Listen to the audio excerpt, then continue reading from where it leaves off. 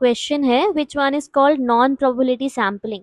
हमें पता है सैम्पलिंग जो होती है वो दो तरीके की होती है, एक होती है प्रोबेबिलिटी सैम्पलिंग, राइट, और एक और होती है नॉन प्रोबेबिलिटी सैम्पलिंग।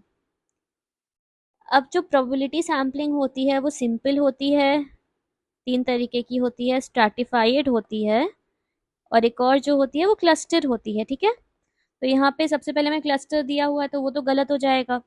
फिर एक्सपेरिमेंटल बायोलॉजिकल कुछ नहीं होता है, तो नॉन प्रोबेबिलिटी में कोटा सैम्पलिंग जो होता है वो एक टाइप होता है जो कि एक्चुअली क्लस्टर का नॉन प्रोबेबिलिटी फॉर्म होता है। ठीक है, इसके अलावा पर्पसिव होते हैं, स्नोबॉल होते हैं, पर यहाँ पे हमें दिया नहीं हुआ है, यहाँ पे करेक्ट आंसर हमारा कोटा सैम्पलिंग हो जाएगा।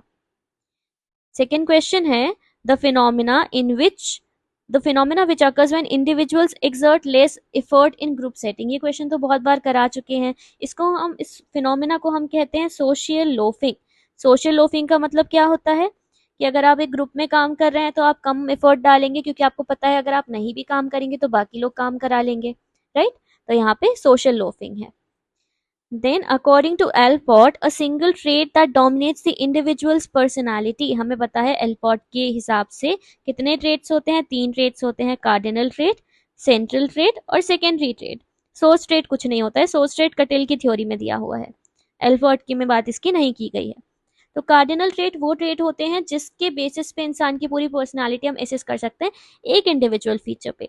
जैसे जब भी हम महात्मा गांधी का नाम याद करते हैं तो उनको अहिंसा से जोड़ा जाता है, राइट, अहिंसा या नॉन वायलेंस से।